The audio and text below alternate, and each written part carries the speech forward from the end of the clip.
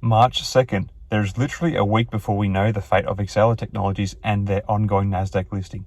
Strap yourselves in, it's gonna get bumpy. Send it to the frickin' moon, idiot.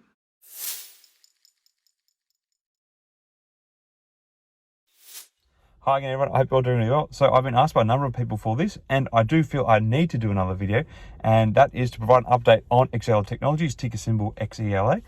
There have been a few developments to discuss, as well as the state of play of the Hail Mary investment position I've taken in the company, so let's get into it. To start with, at the time of writing, Exela Technologies stock is not faring too well. It is down by 4.5% on the day at 4.8 cents per share. Now, I entered my gambling stake in the company at 7.1 cents per share. So when you consider I also had to pay 2 cents per share in the transaction costs, things are not going too well, it would seem.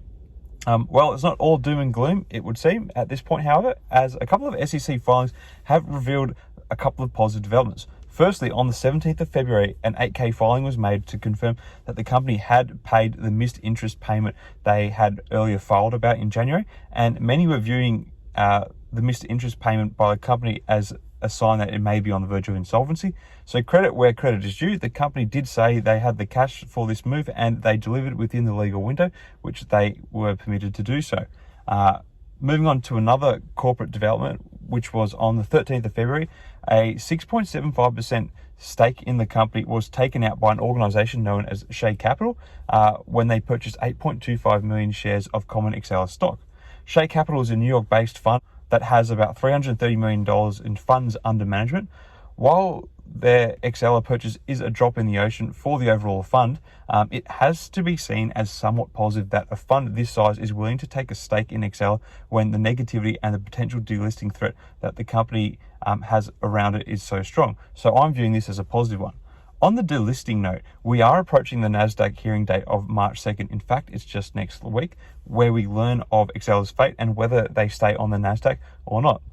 In the event of a delisting, the stock will very much likely sell in an over-the-counter form, or OTC, which is not great news, as it means there is heavily reduced liquidity of the stock, and it's even harder to get gains on the stock value if you can at all, because most people are trying to get out of it, and only you can deal with the stocks with private holders of the company.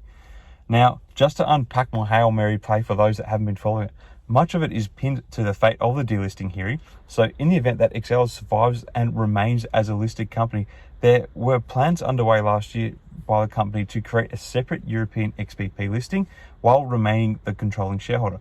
Now, the XBP platform was given an enterprise value of $200 million, so the company may receive in the vicinity, and this is purely speculation, somewhere around the $90 million marks in terms of proceeds, I think.